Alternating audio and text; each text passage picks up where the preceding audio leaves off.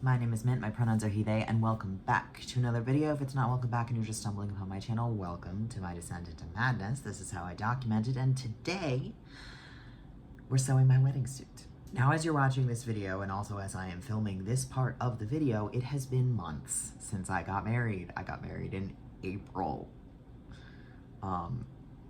Yeah, it's not April anymore. I also spent several weeks before April filming this and sewing my wedding suit and doing all the preparation and everything like that. So this video is from a while ago. I have been meaning to get it out and just simply have not, because I didn't have this part of me talking and I hadn't gotten around to filming it. So now we're here. So let me tell you about the vision. So for those of you that don't know, big surprise, I'm trans. I was raised female, and now I am not that anymore. So I grew up imagining that I would have a big, dramatic, beautiful wedding gown. And that just doesn't fit with who I feel like I am anymore. But I still wanted the drama and the lace and the gorgeousness that little me would have wanted in a wedding dress, but in a suit instead. And of course I had to make it myself. You know me, I had to make it myself. So we started out with getting bridal fabric. So I got this beautiful white bridal fabric and this beautiful white lace as well. And then you'll see later on, I used some burgundy satin as a contrast for the suit as well. That was actually a bedsheet that I got from Goodwill. So yeah, let's show me starting to cut out the pattern. We'll talk a little bit more about what was going on here. So again, I started with this beautiful white bridal fabric. And I wanted to cut out all of my pattern pieces. I used a pattern from, I think it's from Simplicity. I'll have to find the little packet from the pattern. This was before I started pattern drafting. So it is actually like a pre-made pattern that somebody else did. I didn't customize it myself. And I really should have made a prototype for this before I cut into the fashion fabric, because it was a little bit small. Not small enough to be an issue, but just a little on the smaller side than I would have liked. So remember to always make a prototype first. So that's my recommendation for you. And that's what I do all the time now, but I was still getting into figuring out what I was doing then. Again, months ago. And this is why we double check, because I realized I completely forgot to cut out pattern piece 10 in the white fabric. So now I have to go ahead and do that. So I started by cutting out all of my pattern pieces in my white fabric as well as in my lace. And then I went ahead and flatlined all of the lace onto those white pattern pieces. And we'll see past me talking a little bit more about that process right here. All right, we have attached all of the lace to the white pieces. All of it. I did a little zigzag stitch. I don't know if you can see. I did a little zigzag stitch along all the edges and just literally attached all of the pieces together. I have a pile of pieces sitting in front of me here. So everything is cut out, everything is prepped. So now we just need to start putting everything together. So that's what we're doing now. Hi, Daisy. Wants to say hello. Wants to say hello. Here we go. All right, we have attached pieces 1 and 2 together. Now we are attaching pieces 3 and 3 to each other in the center. This is going to be the back of it. And then we're attaching piece 4 to the sides to either side of pieces 3 and 3. And then we're attaching these. Oh, hi, Daisy. Knock it off, little lady. And then we're going to be attaching these at the shoulders and the side seams. And this will be the basis of our, essentially, bodice of the suit. I don't think that's the right word, but, you know what I mean. You know what I mean.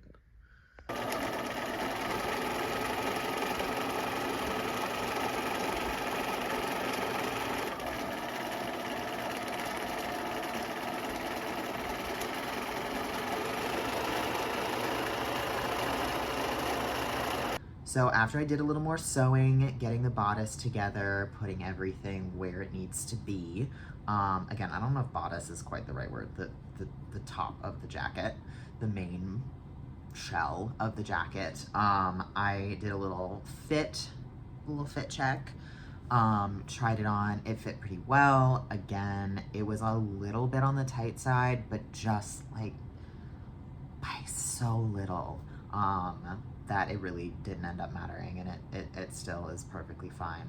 But I really love the way that the lace looks on top of this and everything. So yeah, so then I went into adding that contrast on there. So you see me using the collar right here, attaching that, or the collar slash the lapels right here. Which I wish had been just a little bit wider, because it always ended up, it just kept turning up when I wore it, just a little bit. And a little bit has to do with the fact that it was a little small. But yeah, that was my one complaint about this pattern, was I wish the lapel had been a little bit wider. And then I gave everything a really, really good press. I was trying to be so good, press on my seams, everything like that, as I went here. Again, this is something that now I am much better about. I'm much better about pressing all the time, clipping my seam allowance, notching my curves, all of that stuff, which I will have more tutorials about that sort of stuff later on, either on here or on TikTok, so make sure you're following for those things. And yeah, I just started putting everything together. Then it was time for another fit. I also didn't pay attention to the pattern instructions, and I put the lapel on the wrong way. So it had seams facing on the outside, and I was like, that's fine, you won't be able to see it. You would be able to see it, so I had to fix that. But right now, it looks gorgeous. I did do this last part backwards somehow, so I have to seam rip it and then just do it again the way that the pattern said to do it. So I'm gonna do that. Now we're moving on to the sleeves. So the sleeves, there is going to be a sort of cape sleeve over top of this jacket, which has the contrast as well as the white fabric as well as the lace. But for the actual sleeves themselves, I wanted them to be sheer lace. So I went ahead and did that. If I could go back and do it again, I would have done French seams for this. Again, this was when I was still learning a lot of stuff, so I didn't, I think, know what French seams were. Now I do very much. So yeah, if you're doing sheer fabric or lace or anything like that, please use French seams, make it look pretty, do all of that jazz. And I am using a zigzag stitch here because this lace is so holy that a regular straight stitch probably wouldn't keep it together. So I did a zigzag stitch to keep it together a little bit more effectively. And then we started moving on to the pants. So the pants are very similar to the jacket in that we're going to flatline the lace on top first. And then I'm just using more of that white fabric as my lining as well. So we had to flatline everything, and then we put some pleats in the top. I didn't get a ton of footage of me actually putting together the pants, but you can see me adding the lining in here, which is actually a little bit shorter than the regular pant itself. And yeah, it's got pockets, it fits well. I ended up making some adjustments the day before the wedding to the back of it. Typically on men's pants, there is a seam in the back that includes a seam in the waistband so that you can open it up, make any adjustments that you need to make, and then sew it back up with no problem. So I did end up doing that, again, the day before the wedding, so I don't have any footage of it. But just to make sure that those pants were tailored properly and they fit exactly right, because they fit pretty well everywhere except for at my waist. So they really needed a little bit of a taking in there. But yeah, I ended up really happy with them. And then the sort of last part of this video is going to be this little corset top that I did. So I wanted to do a 3-piece suit, but I didn't want to do just a regular vest for my third piece. So I decided to do a corset top. Again, if I could go back and change some things, I would have put boning in this, especially at the closure points. It did end up rippling and sort of folding in on itself a lot on the day.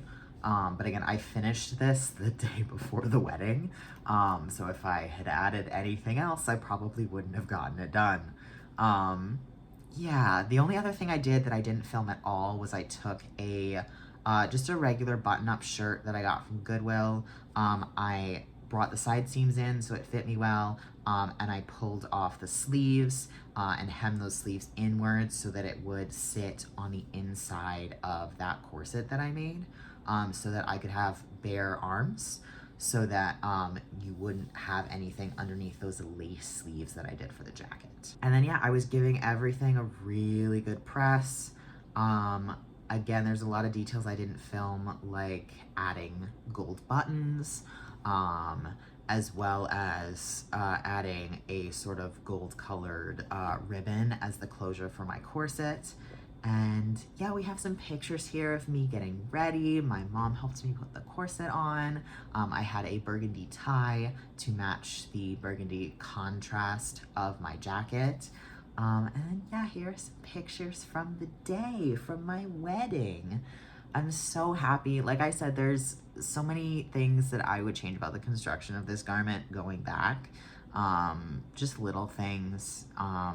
But in the end, I'm so happy with how it turned out. I'm so happy with how it looks, and I wouldn't have had it any other way. I'm so glad that I did exactly what I did, and it was the best day of my life. I got to marry my best friend in the whole wide world, and now he's my husband. Yay. So yeah, here's some cute pictures from our wedding.